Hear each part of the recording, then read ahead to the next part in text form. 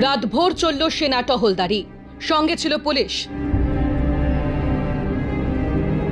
আপাতত নতুন করে অশান্তির খবর নেই মুর্শিদাবাদের ধুলিয়ানে।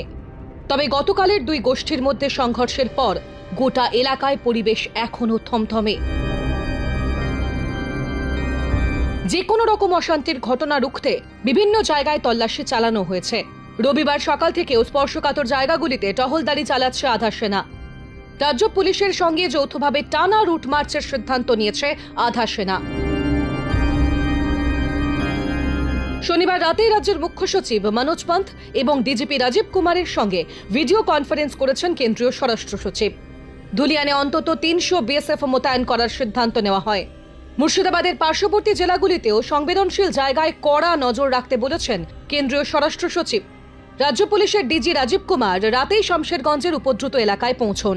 300 বিএসএফ ছাড়াও রাজ্য সরকারের অনুরোধে আরও 5 কোম্পানি কেন্দ্রীয় বাহিনী মোতায়েন করা হয়। রাতেই ক্ষতিগ্রস্ত পরিবারগুলির সঙ্গে কথা বলেন কেন্দ্রীয় বাহিনীর সদস্যরা। এছাড়াও রাজ্য পুলিশের এডিজি সিদ্ধিনাথ গুপ্তা এলাকা পরিদর্শনে বেরিয়েছিলেন। রাতে দুই গোষ্ঠীর লোকজনকে নিয়ে শান্তি কমিটির বৈঠকও হয় ধুলিয়ানে।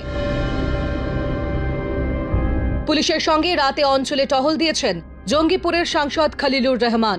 তিনি জানান, পুলিশ টহল দিচ্ছে, পরিস্থিতি 90% স্বাভাবিক। খুব শীঘ্রই চেনা ছন্দে ফিরবে ধুলিয়ান।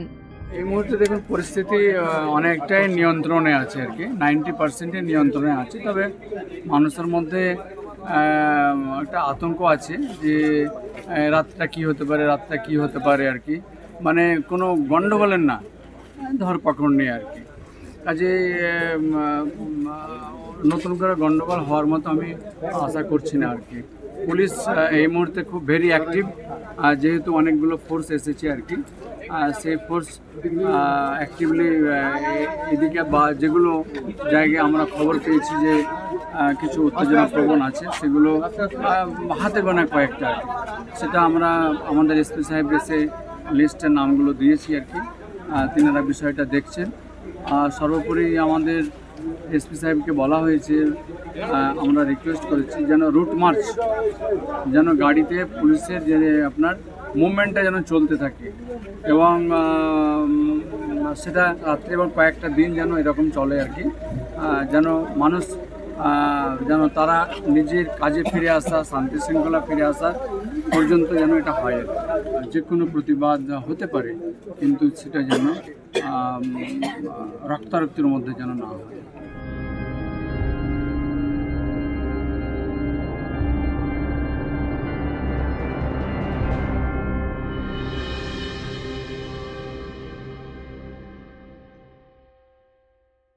ডাউনলোড করুন এই সময় অ্যাপ iOS ও অ্যান্ড্রয়েডের জন্য।